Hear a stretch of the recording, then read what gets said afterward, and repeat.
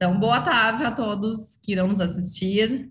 Faço uma saudação especial a todos os servidores gaúchos que irão nos assistir e ouvir, especialmente aos nossos colegas da Procuradoria-Geral do Estado. Meu nome é Sabrina Oliveira Fernandes, sou analista jurídica da PGE e também diretora do SINS-PGE.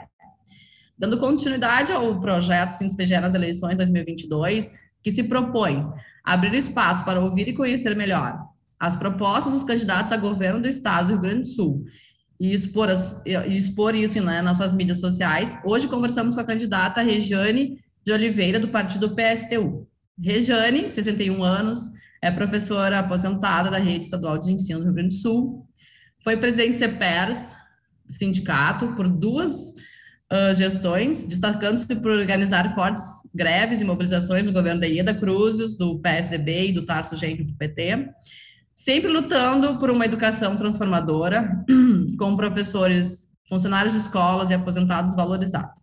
Regiane da Executiva Estadual e Nacional da Central Sindical e Popular, CSP com Lutas, é militante do PSTU e sua candidatura representa o partido e o Polo Socialista Revolucionário.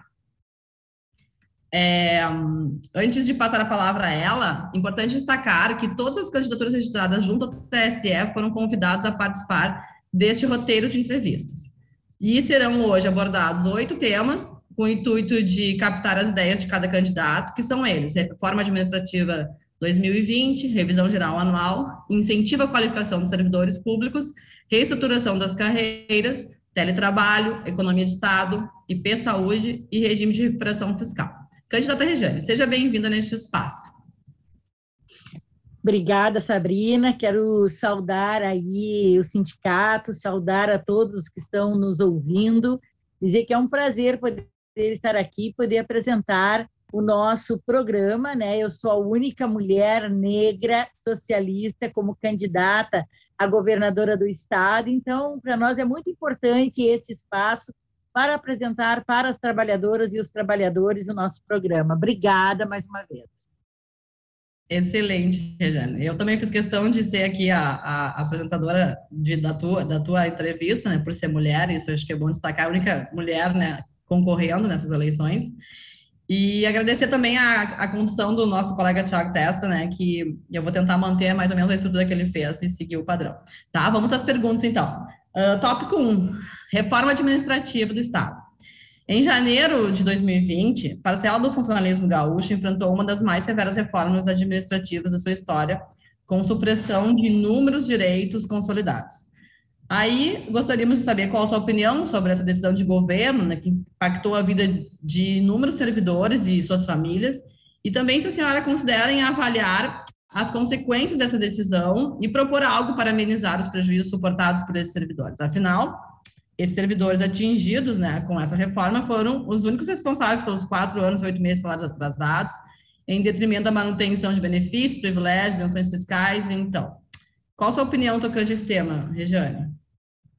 Olha, nós nos posicionamos contra a reforma administrativa.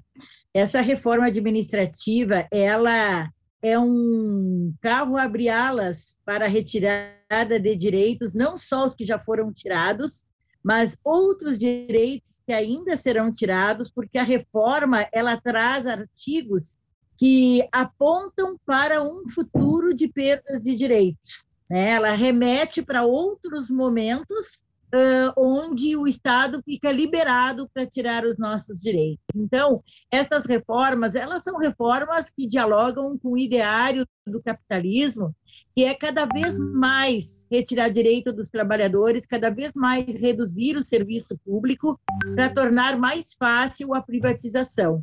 Lamentavelmente, nós estamos ouvindo nas reportagens que o Meirelles, que se coloca aí como o próximo representante aí das finanças do nosso país, se Lula se eleger, e ele já apontou que vai fazer a reforma administrativa em nível nacional.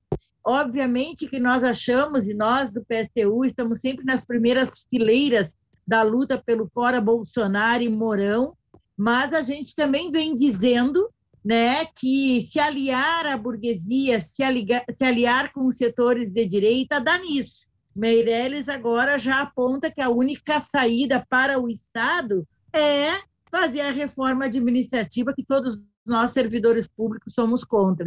Da nossa parte, se a Vera, que é candidata a presidente da República, já se posicionou contra a reforma administrativa, nós aqui no Estado, se nos elegermos, vamos revogar a reforma feita por Eduardo Leite, que só penalizou os servidores, sacrificou os aposentados, acabou com a plano de carreira dos professores, enfim. É hora da gente revogar essas políticas que retiram direito e pensar em governar para os trabalhadores. Todos os governos que passaram pelo estado do Rio Grande do Sul beneficiaram os grandes empresários, os super ricos do estado, enquanto o povo brasileiro passa fome, enquanto o povo do Rio Grande do Sul passa fome e os trabalhadores perdem direito e vão cada vez mais reduzindo a sua condição de vida. Então, para nós, a reforma administrativa é um ataque frontal aos direitos dos servidores públicos. É verdade, Regiane. E tu tocou nessa reforma judicial federal, né? Que é uma espada na cabeça da gente ainda, né? Isso aí tem que ter bastante cautela, independente de quem ganhar, a gente vai ter que ter muita união para a gente tentar barrar ela ou amenizar para que ela tenha efeitos danosos, inclusive para atingir a desestabilidade, né? Nossa. E daí, puxando, né, mantendo correlação com esse tema, Regiane, assim, já que a gente teve, eu gosto de refrisar que foi parcela de servidores que foram atingidos pela reforma, né, porque alguns servidores não foram atingidos pela reforma, acho bem importante sempre destacar isso. Então, os tema 2, que trata da revisão geral anual, ele ganha, né, considerando a reforma, ele ganha muita importância, o Instituto da Revisão Geral Anual. Então, a gente precisa compreender assim, se o candidato tem a intenção de dar efetividade a esse comando constitucional previsto no inciso 10, artigo 37, que prevê a revisão geral anual, e não quadrianual, como ocorreu no governo que se encerra agora, né? Digamos assim. Então, qual é a sua opinião sobre dar efetividade a esse comando constitucional, né? Que já está há anos aí, a gente tem que estar sempre discutindo isso. Olha, nós achamos que os trabalhadores precisam ser valorizados, né? E que é um absurdo, né, pensar em quadrianual, né, no momento em que cada vez mais se sucateia o serviço público, cada vez mais se retira direito dos trabalhadores. Nós achamos, sim, que os trabalhadores têm que ter direito a conquistar o seu piso da categoria, achamos que os trabalhadores têm que ter plano de carreira, achamos que os trabalhadores precisam ter reposição da inflação e achamos que os trabalhadores precisam ter toda a sua valorização, porque nós somos aqueles que fazemos o elo do Estado com a população.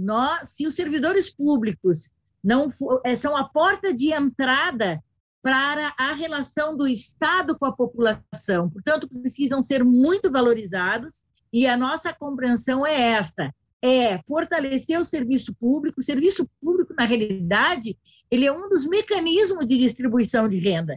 Porque se nós tivermos salários diferenciados entre os trabalhadores, e nós queremos cada vez mais, nós não queremos nivelar por baixo, achar que quem ganha um salário mais alto não merece ganhar um salário mais alto, porque tem outros servidores que têm salário mais baixo. Não, nós queremos que aquele que tem um salário mais baixo possa cada vez mais diminuir a diferença entre o maior e o menor, mas pensando que o servidor público precisa ter um salário melhor, né?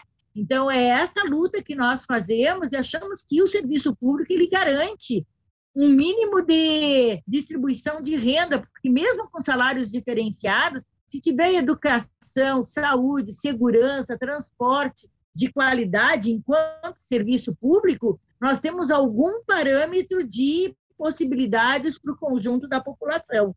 Então, nós achamos, sim, que a valorização profissional é importante, achamos um absurdo pensar em quadrianual. Achamos que isso não serve para a classe trabalhadora e que isso é mais um mecanismo para enganar a sociedade e tirar direito dos trabalhadores. Perfeito.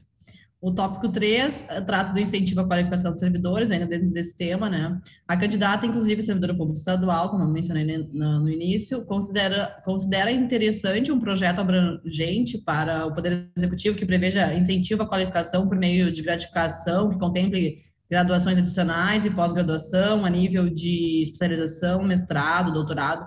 a fim de estimular o estudo e a adoção de conhecimento científico, né, a ser aplicado para modernizar e aprimorar o serviço público prestado pelo nosso Estado. Tem alguma ideia já pensada sobre isso? Olha, nós primeiro dizer que nós achamos que os planos de carreira dos servidores, eles devem prever esse incentivo, né? Seja pelo nível de qualificação, seja a promoção pelo tempo de serviço, por merecimento. Nós achamos que o conjunto dos servidores precisam ter um plano de carreira e, a partir desse plano de carreira, poder garantir aí a sua qualificação formal, incentivar para a qualificação formal e ser valorizado por isso. Agora, achamos que o Estado ele precisa cumprir um papel de fazer uma qualificação política também dos servidores e das servidoras, porque, vejam, nós vivemos numa conjuntura de feminicídio, nós vivemos numa conjuntura em que as pessoas estão morrendo por conta do racismo, né? Quantos jovens morrem na periferia, quantos betos morrem, como aconteceu no Carrefour, que um trabalhador morreu, né, sufocado pela violência da segurança privada do Carrefour, mas também muitos estão morrendo pelo aparato do Estado, que quando é negro e pobre, eles logo caracterizam como bandidos, né? Então, nós precisamos que as pessoas compreendam qual é o papel dos indígenas na história do nosso Estado e do nosso país. Então, além desta qualificação e valorização que nós achamos importante através do plano de carreira, para mudar o mundo que nós vivemos, é preciso também preparar esse conjunto de servidores públicos para este mundo que foi propagado pelo governo Bolsonaro, que é para a violência, apontando a arma para as pessoas, com muita discriminação contra negros, mulheres, indígenas, LGBTs. É fundamental que o Estado organize dentro de uma visão sem preconceito, sem discriminação, para que os servidores possam cumprir essa tarefa de, no seu espaço de trabalho, combater todo esse tipo de preconceito e discriminação. Esse também deve ser o papel do Estado, mas, obviamente, que nós não temos expectativa de que um Estado governado pelo Bolsonaro em nível nacional, ou mesmo por Lula, com Alckmin abraçado, que é um inimigo da classe trabalhadora, ou Leite, Onyx aqui no Estado, não jamais serão capazes de pensar uma política estadual para isso. Será necessário que um governo socialista dos trabalhadores e das trabalhadoras que é capaz de pensar isso, porque isso significa, de fato, uma mudança profunda na visão de mundo que nós defendemos e que achamos que é possível. E é o PSTU que apresenta esta proposta de um governo socialista dos trabalhadores e das trabalhadoras. É verdade. Eu costumo brigar, né, que agora socialista virou ofensa, né, as pessoas xingam, eu acho que né, se declarar socialista é um problema, eu não consigo entender a sociedade, às vezes, né, uma parcial da sociedade. Tópico, então, 4, né, dentro desse tema, reestruturação de carreiras, já abordou um pouco, a gente vem destacando, candidata, que a PGE conta com mais de 800 servidores concursados ativos e um pouco mais de 100 servidores inativos, totalizando aproximadamente 1.000 servidores entre ativos e inativos, que foram e são parte fundamental para a economia processual de quase R$1 bilhão ano, praticamente o lucro líquido do Banrisul que a PGE economiza para o Estado anualmente, sem falar da parte que é arrecada, enfim, aqui é só a economia, né? Então, qual o papel da PGE, qual o papel que a PGE terá, né, no seu governo? Olha, eu acho que o conjunto dos servidores públicos e a PGE faz parte desse processo, ter uma política que esteja a serviço da população. Nós achamos que todo o aparato estatal, né, e a PGE tem o seu papel importante, né, os trabalhadores da PGE cumprem uma tarefa importante, nós achamos que precisa levar em consideração a população e estar a serviço da população. Então, o PSTU defende no seu programa a constituição de conselhos populares. Esses conselhos populares é de representação da classe trabalhadora organizada, e que os trabalhadores da PGE fazem parte desse conjunto de trabalhadores de forma organizada, possam estar levantando quais são as prioridades, quais são as necessidades da população dentro do âmbito do seu trabalho e quais são as necessidades dos próprios trabalhadores da PGE, porque nós precisamos governar à luz das necessidades, porque até agora os governos que aconteceram no nosso estado governaram à luz dos benefícios para os super ricos e empresários. Nós achamos que temos que governar à luz das necessidades da população, dos servidores e da classe trabalhadora. Para isso, esses conselhos populares farão com que as pessoas apontem as prioridades e digam do conjunto da arrecadação do Estado o que vai para cada prioridade. Então, nós queremos, sim, pensar nesse sentido, de que os servidores, de que os trabalhadores da PGE, ao olhar para a sociedade, apontem quais são as necessidades e, com este olhar, enquanto servidores públicos, possam apontar também as necessidades dos servidores públicos. E a gente acha que o governo, por isso a gente chama de um governo dos trabalhadores e das trabalhadoras, tem que se pautar por aquilo que é indicado pelos conselhos populares, que são aqueles que sofrem as necessidades. Então, achamos que é por aí que nós vamos estar constituindo uma proposta concreta para as necessidades da população e também apontadas pelos trabalhadores da PGE. Certo. Tópico 5, então, teletrabalho. Precisamos saber a opinião da candidata no que tange à manutenção e aprimoramento do decreto 56536 de 1º de junho de 2022, no qual o governador Ranolfo Vieira Júnior regulamentou o teletrabalho no âmbito da administração pública estadual direta, autárquica e fundacional. Reforçando que essa é uma importante ferramenta de gestão, que também foi regulamentada, né, no âmbito do Poder Executivo Federal, que já registrou uma economia de cerca de 1 bilhão e 400 milhões de reais aos cofres públicos. Nesse sentido, qual a sua opinião sobre o teletrabalho? Nós achamos que todos os trabalhadores têm muito valor e os trabalhadores do teletrabalho nós achamos que são valorosos e também achamos que têm sido bastante explorados na sua carga horária e no seu salário. Agora, lamentavelmente, as leis não são feitas para nós, classe trabalhadora, elas são feitas para os governos se safarem, né, da sua responsabilidade e da redução do papel do Estado, querem reduzir cada vez mais o papel do Estado, né, e reduzir cada vez mais o número de servidores públicos. Então, nós não temos nenhum problema, não somos contra o teletrabalho.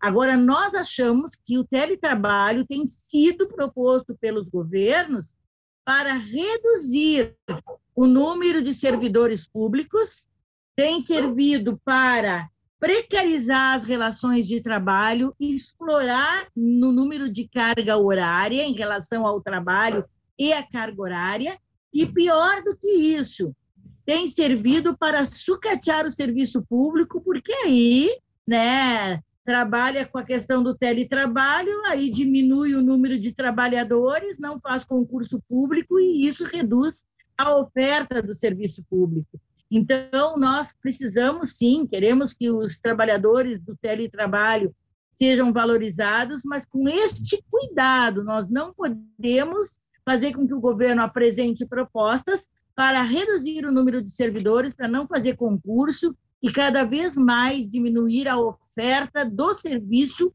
público e do papel do Estado para a população. É importante ressalva isso aí. Ele é uma importante ferramenta de gestão, mas a gente tem que ter muita atenção com relação a isso, né? Exatamente. Tópico número 6, economia do Estado. No tocante à economia e finanças, a candidata. A LDO prevê um superávit de 37 milhões de reais para 2023. Outro fator relevante é a regularidade da receita, aliada à curva crescente da arrecadação.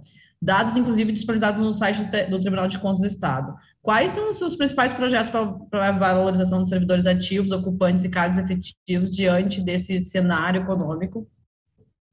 Bom, primeiro a gente precisa falar do cenário econômico, né?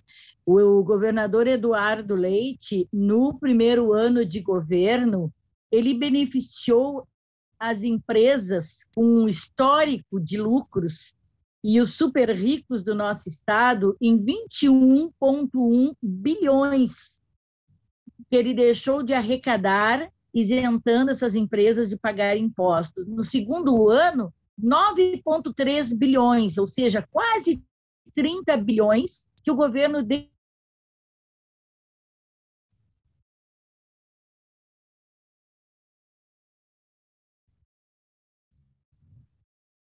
de arrecadar enquanto tem uma, né? Enquanto o governo mente para a população que paga o piso nacional dos professores e não pagou, ele tirou da parcela de reduzibilidade e colocou no subsídio do nosso salário, portanto, não pagou o piso nacional, nós mesmos pagamos o nosso piso. Então, o governo, ele pega o dinheiro do Estado e joga para quem é rico e milionário no nosso Estado e congela o salário dos servidores e diz que para nós não tem dinheiro, né? E para a população que mais necessita também não tem.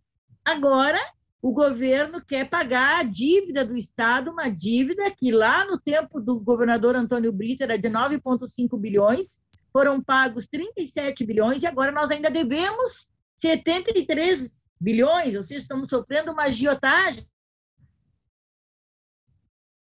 né, por conta da União, e esse processo que nós estamos vivendo é justamente para tirar dinheiro do Estado, que poderia estar valorizando os servidores, que poderia combater a fome e o desemprego, mas não, eles escolhem dar o dinheiro para os ricos ou para o Banco Mundial, para a União e para o setor financeiro, que é para onde vai o dinheiro da dívida. Então, na nossa opinião, a questão econômica do Estado é uma escolha do governo. O governo escolhe governar para os ricos. Por isso, nós temos um slogan do nosso material: chega de governar para os ricos. Porque nós precisamos, sim, combater a fome, a miséria, o congelamento dos salários, fazendo uma escolha que é o lado dos trabalhadores e das trabalhadoras. Por isso, a gente defende acabar com as isenções, atacar a sonegação, suspender o pagamento da dívida, e não é no canetaço, nós queremos fazer uma auditoria e provar para a sociedade que essa dívida já foi paga, faz uma auditoria independente.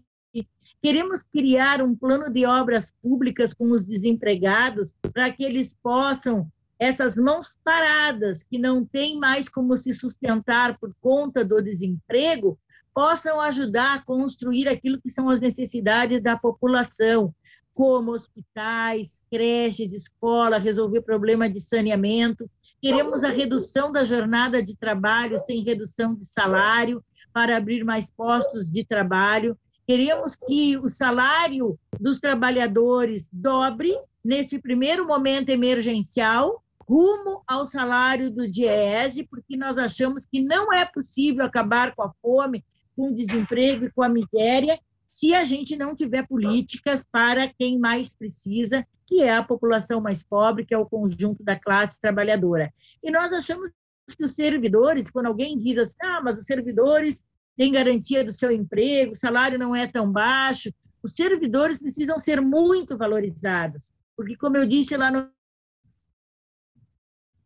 início, nós somos o elo do trabalho que o Estado deveria cumprir com a sociedade. Sem os servidores públicos, não há possibilidade do Estado oferecer nenhum serviço para a sociedade. Nós queremos um serviço de qualidade e, por isso, achamos que os servidores têm que ser muito valorizados. E, obviamente, nós queremos que aqueles que recebem uma miséria, que não conseguem se sustentar, possam estar num patamar de, pelo menos, dobrando o salário mínimo regional do nosso Estado, para que a gente comece um processo para chegar até o salário mínimo do DIEESE. Então, nós precisamos valorizar os servidores e precisamos valorizar o conjunto da classe trabalhadora. Perfeito.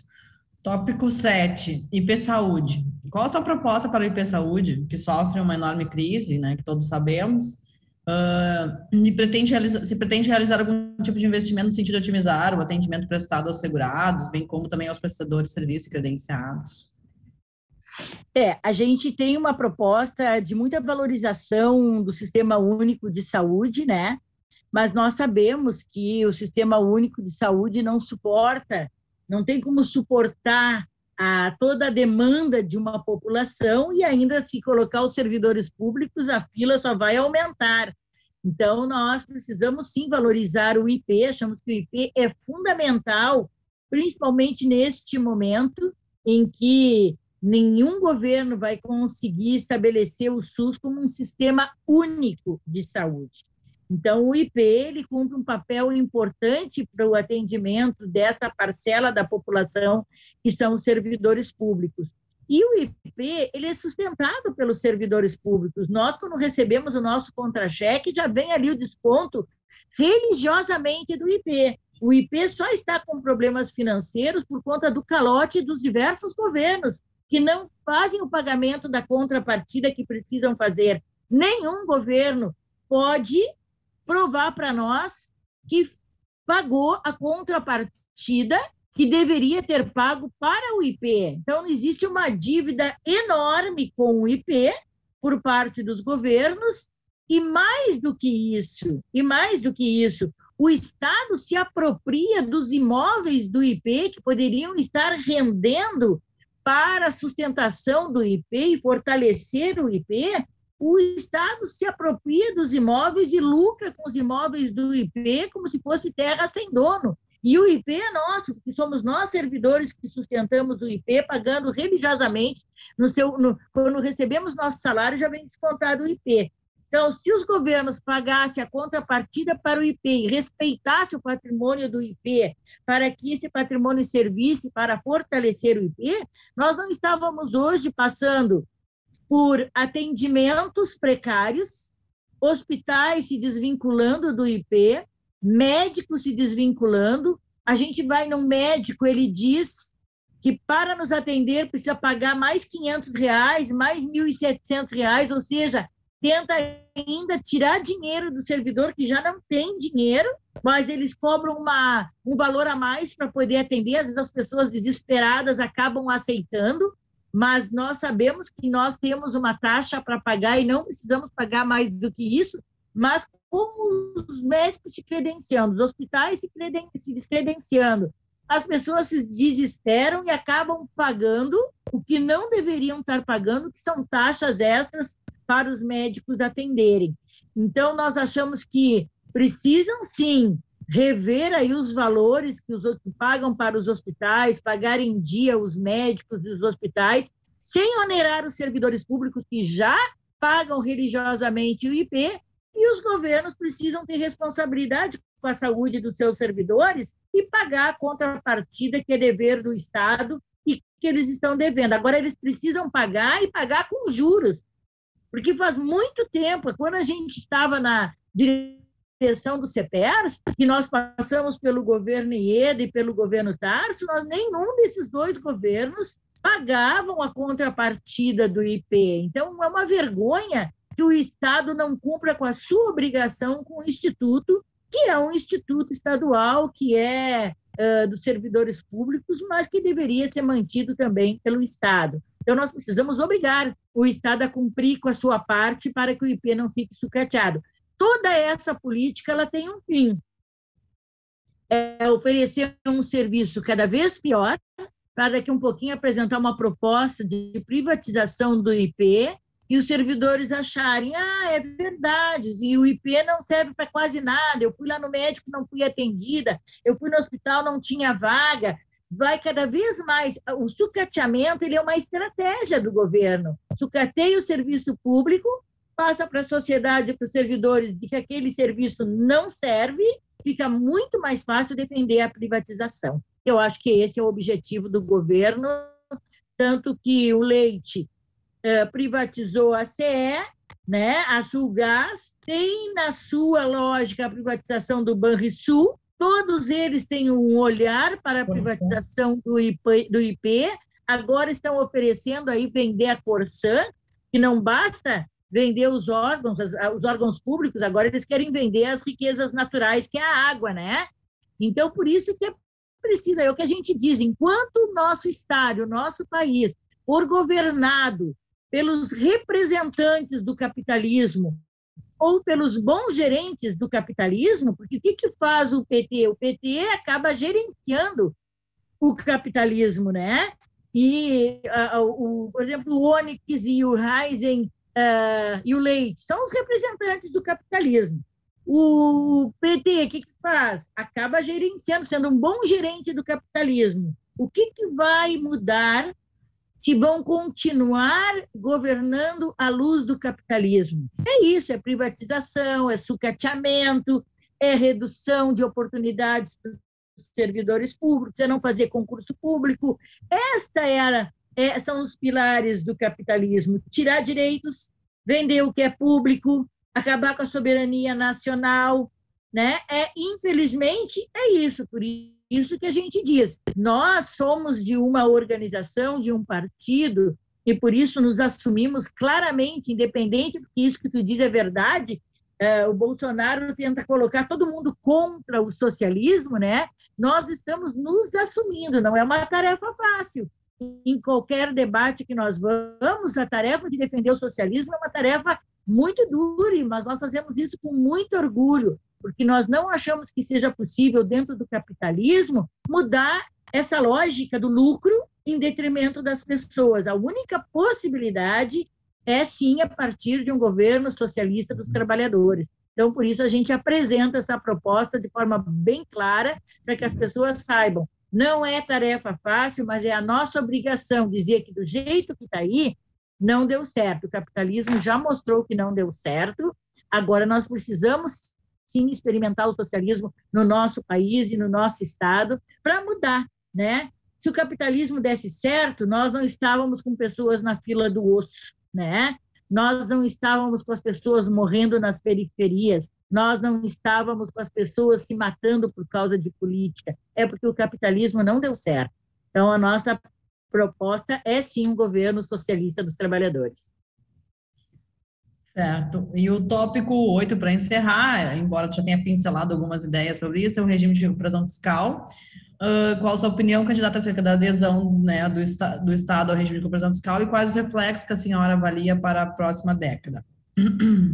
Bom, primeiro que quando o governo faz a adesão do regime de recuperação fiscal, essa adesão, ela tem como fundo principal o pagamento da dívida.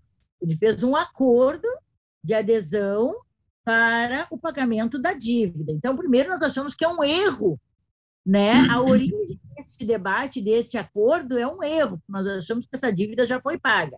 Segundo, que o governo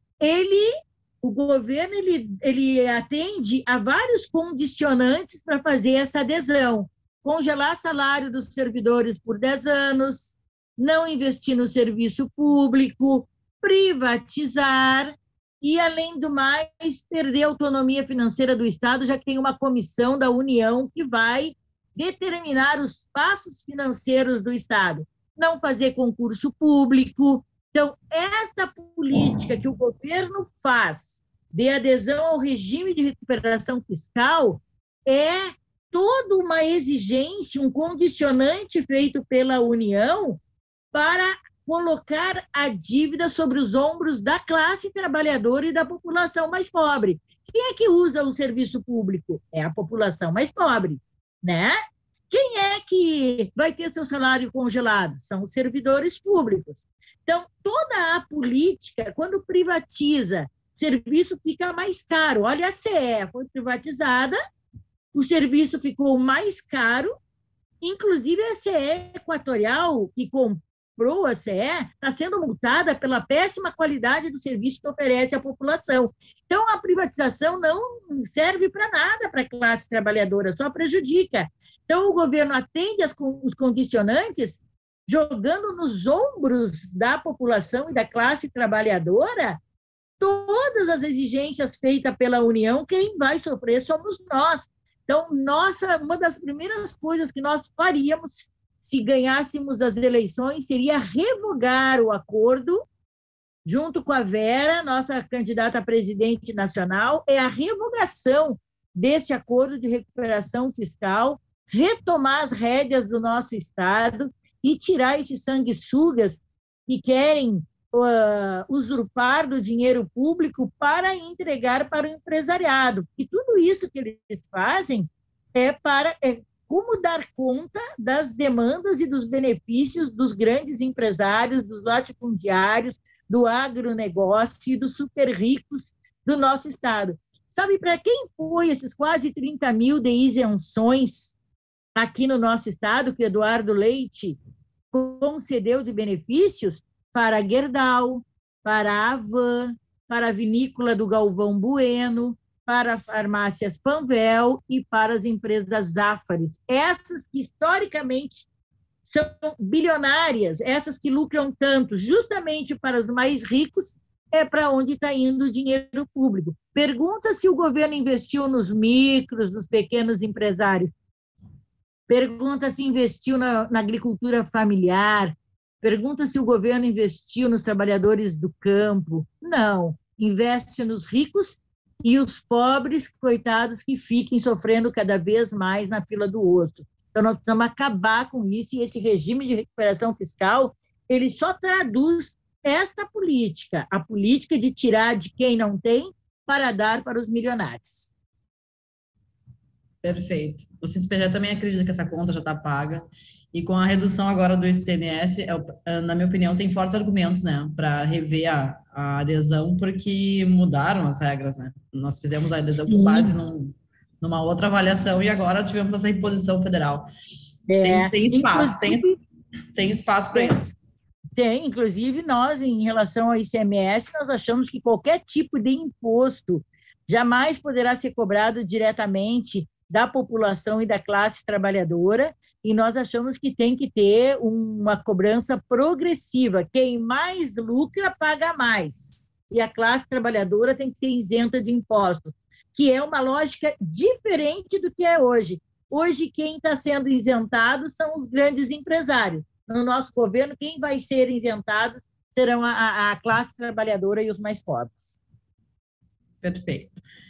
Candidata, por favor, agora disponibilizando o espaço final, né, para mensagem e exposição das principais pautas do seu plano de governo. Fica à vontade.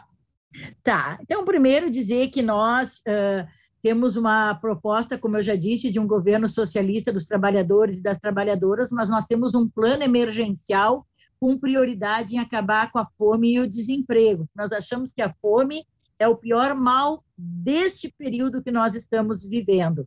E, para isso, nós precisamos fazer políticas no sentido de garantir o emprego, como eu já disse, né, com planos de obras públicas, também redução da jornada de trabalho, com a expropriação das 10 maiores empresas que viveram anos usurpando do dinheiro público sem pagar impostos. Nós precisamos expropriar essas empresas. E precisamos, obviamente, pensar como que a classe trabalhadora vai viver com dignidade, com construção de moradias, de creches para as mulheres deixarem seus filhos e poderem trabalhar com tranquilidade. Dizer que nós estamos vivendo estas eleições, e essas eleições elas não têm se mostrado democráticas, por isso valorizamos tanto espaços como estes que o PGE está nos dando, e outros também nos oferecem muitos espaços junto com a classe trabalhadora, porque nós não somos convidados para participar dos debates nas grandes mídias, né? Existe uma legislação, mas eles não são desobrigados a não convidar, não convidam porque não querem ouvir que nós devemos tirar dos ricos para dar para os pobres, porque não aceitam a nossa proposta, e convidam candidatos como, por exemplo, o Onyx Lorenzoni, que tem as mãos sujas de sangue, junto com Bolsonaro, negacionista, não propiciou a vacina, morreram 700 mil pessoas no Brasil, 40 mil aqui no Estado, graças à política negacionista e genocida de Bolsonaro, e o Onyx também responsável por essa política, né? Enfrentamos aí o Eduardo Leite, que todo mundo viu que destruiu com o Estado do Rio Grande do Sul, está vendendo tudo que é nosso, então nós achamos admissível que Eduardo Leite se eleja com essa proposta de destruir o Estado do Rio Grande do Sul, E nós temos ali em terceiro lugar o Edgar Preto, que não apresenta nenhuma proposta concreta, a única coisa que ele faz é dizer que ele é o candidato do Lula e do Alckmin, que eu teria muita vergonha de dizer que sou candidata do Alckmin, um inimigo algoz da classe trabalhadora. Nós achamos que só é possível derrotar a ultradireita, derrotar o sistema capitalista que tanto massacra a classe trabalhadora, com um projeto verdadeiramente socialista, com a coragem de fazer as mudanças necessárias, com a coragem de enfrentar os bilionários do nosso Estado, que vão ter que compreender que não pode mais ficar lucrando para que a maioria passe fome. Tem uma minoria que lucra muito para uma maioria passar fome. Então, nós achamos que isso tem que ser estancado e essa é a nossa proposta. Então, pedimos aí para quem está nos assistindo, leiam os nossos materiais, procurem no Facebook, no nosso site. Eu sou a única candidata mulher, né, candidata ao governo do Estado, então, se puderem, apoiem a nossa candidatura e temos uma chapa de mulheres, viu, Sabrina? A nossa senadora, a nossa candidata a deputada federal, estadual, todas são mulheres. Então, olhem para a nossa chapa de mulheres e, se puderem, apoiem número 16 PSTU. Excelente, Regiane. Desejo muita força e voz para vocês seguirem na resistência, porque é difícil. A gente sabe que é difícil, né, ser um movimento contrário, assim, à grande massa, né? Que vai para um lado, a gente tenta ir para o outro, enfim. E aproveito para destacar aqui que no cumprimento da sua missão institucional, na defesa dos valores democráticos e na estrita legalidade constitucional, o SINDES-PG acredita na disputa eleitoral legítima, na soberania dos resultados a serem proclamados pelas urnas e a justiça eleitoral. A única candidata mulher ao Piratini, Regiane Oliveira, do PSTU, agradecemos a sua participação e por ter aceito o nosso convite. Obrigada e até a próxima entrevista. Nós é que agradecemos e nós estaremos nas primeiras fileiras se Bolsonaro resolver dar o golpe que ele está ameaçando. O PSTU esteve nas primeiras fileiras pelo Fora Bolsonaro e estará nas primeiras fileiras para não permitir nenhum retrocesso e que nenhum governo impeça o resultado das urnas, porque, independente de qualquer resultado, é o povo que tem que escolher o seu representante. Muito obrigada mais uma vez.